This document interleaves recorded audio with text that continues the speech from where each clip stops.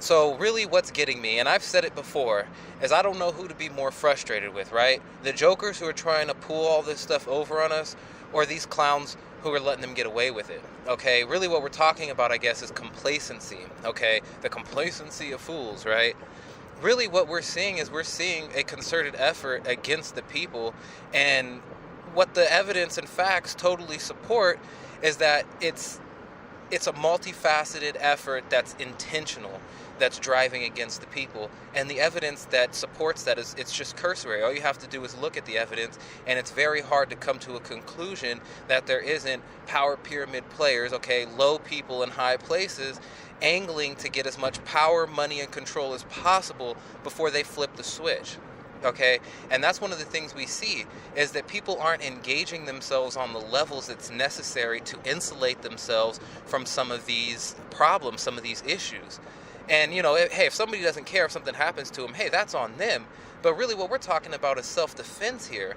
Okay, when we're talking about chemtrails, vaccines, abortions, fluoride in the water, and all these other absolutely nefarious elements that are poised and juxtaposed against us, you've got to say, well, who wants things this way? How have things gotten this way?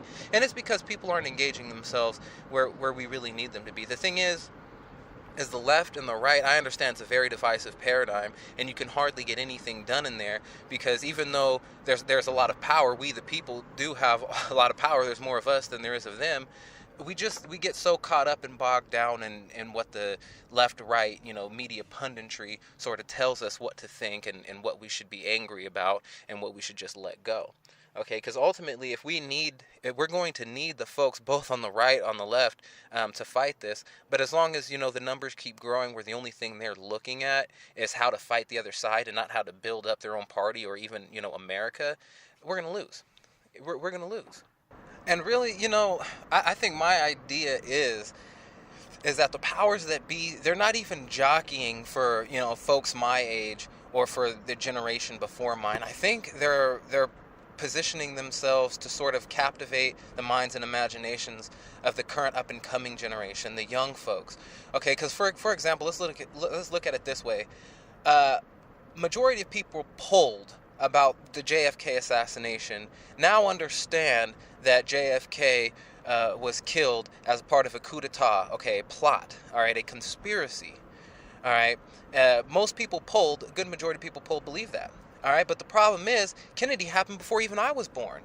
So unless you're the type of individual who's going to sort of investigate this stuff because you're, well, wow, a president was able to be killed, well, let me look at some of that. Unless you're that type of person, you're like, well, Kennedy, that happened years ago. What do I care about? But really the same type of thing we see with JFK and people's, lack of motivation to investigate that and see how the government can, does, and will lie to you is the same way that the up-and-coming generation now who's born after 9/11 and the sort of things that came after 9/11, it's all normal for them.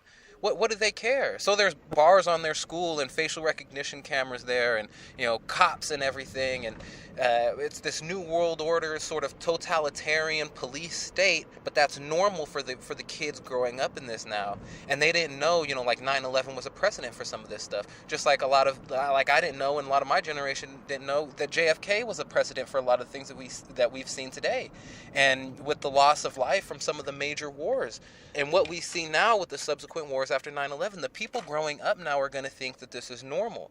So these agendas, I don't think, are aimed towards necessarily people my age and beyond, because I think that generation, the generations mine and before mine, have enough cognitive capacity to sort of parse some of this stuff up. That's why there's a growing awakening. There's a momentum among awakening folks. But the people who are up and coming now, it's politics, it's division, okay, and it's normality. This stuff is normal, and that's sort of what's scary, is because these are the people that are going to be implementing policy and voting for everything that comes out of that mainstream media mouthpiece. That's really what's dangerous here. Which is why if we stay complacent, what example are we setting for those folks who are up and coming? When it comes to complacency there. Isn't that crazy? And see, the thing about 9/11, when people talk about 9/11, they just talk about a bunch of conspiracy theorists, uneducated people, no background and nothing.